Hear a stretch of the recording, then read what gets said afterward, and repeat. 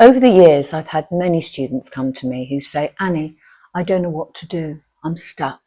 Everything I create, I don't like. It doesn't look like what I imagine in my head, and the journey itself isn't enjoyable anymore. I find myself stressing, I find myself anxious, I find myself worried that the result isn't going to be as I want, and it impedes the process. What do I do?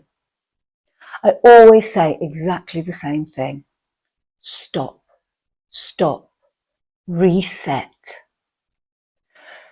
That means starting at a completely different place to where you've been.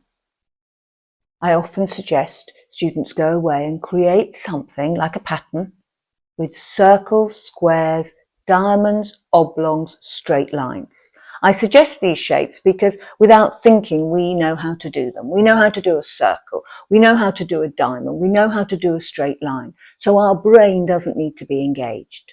We can relax. What always happens, without a shadow of a doubt, is a student will then return a couple of hours later and share with me an image that they are not only surprised by, but they enjoyed creating. When they started, they were a bit scared. They didn't have a map. They didn't know where they were going. They didn't have a GPS system in their head. I'm going to emulate that. It was a little tricky. But as they started, they began to relax.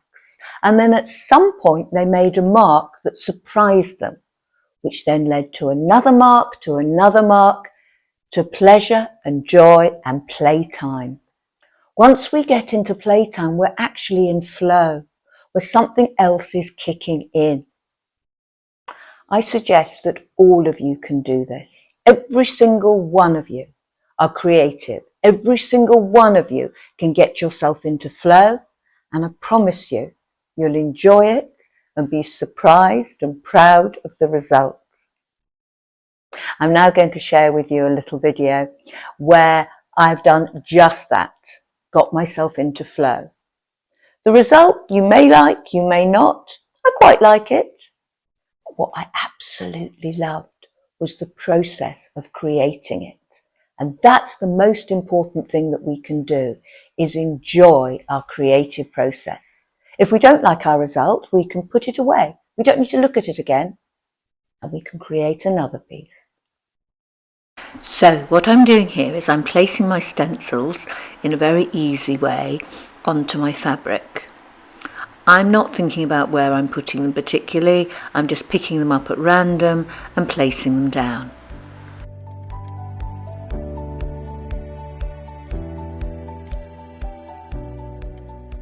Nearly there.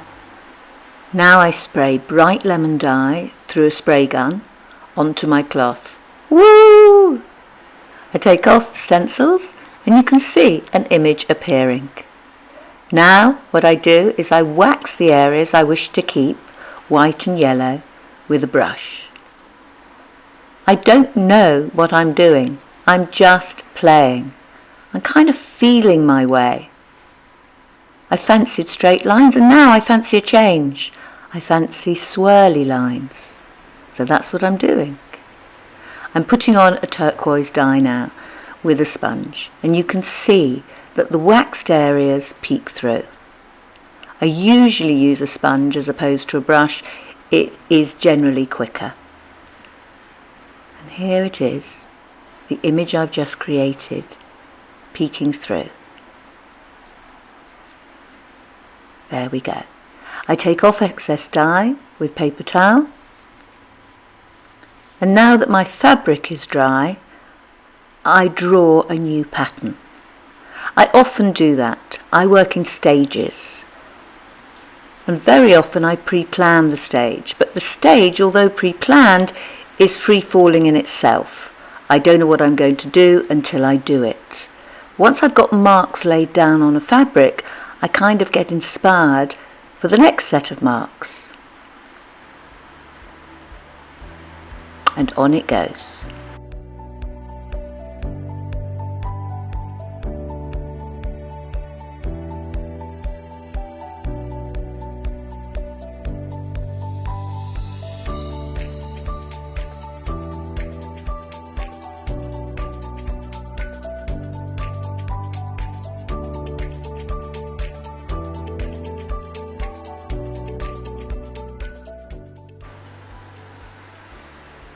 My task now is to wax everywhere that I've drawn and keep the colours turquoise and green.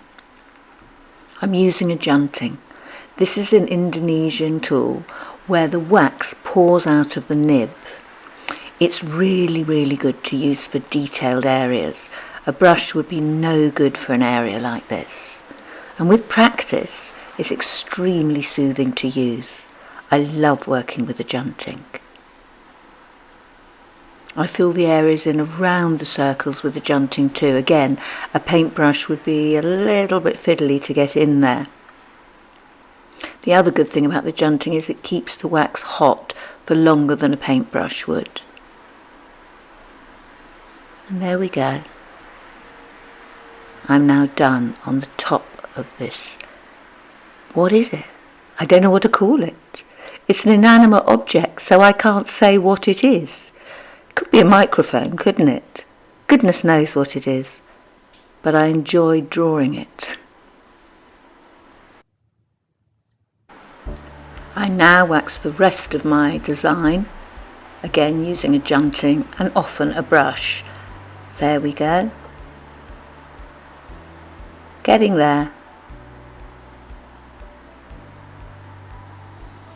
It's very soothing, putting wax onto fabric. I turn the cloth around often because sometimes it's easier working on the design with a wax junting or brush from a different angle. What I'm doing now in the right hand corner I hadn't pre-planned. I just decided to do it when I saw that space was open. And I'm nearly done.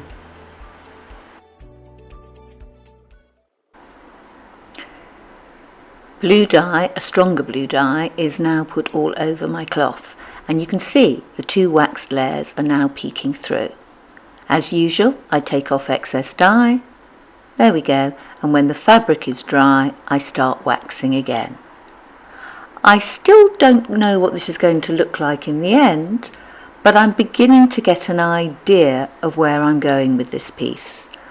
The marks I've done before lead me to make the marks I'm making now. It's maybe a bit like playing a game of chess, where you make a move which then leads to your competitor's move, which leads to your move again. Of course, I'm not in competition with anybody, but for sure, one mark I make leads to the next and to the next. So every move I make is a part of the contribution to the final whole, which still at the moment is going to be a surprise for me. I'm waxing the areas I've outlined with the brush because it's far quicker that way. I enjoy doing the waxing with the brush as well. It's just a different sensation to using a junting. And on we go.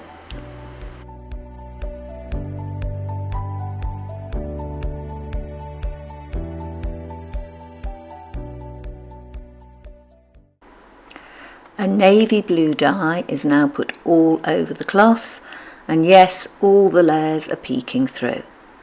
I can see the composition so much more clearly now. Take off excess dye, and now my final waxing. Oh my goodness, I'm nearly there. I hope I like the final result, but as I said at the beginning of this video, if I don't, hey ho, that's fine.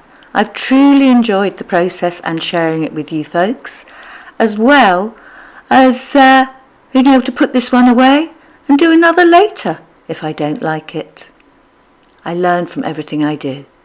My final colour, a very, very dark midnight blue, is applied.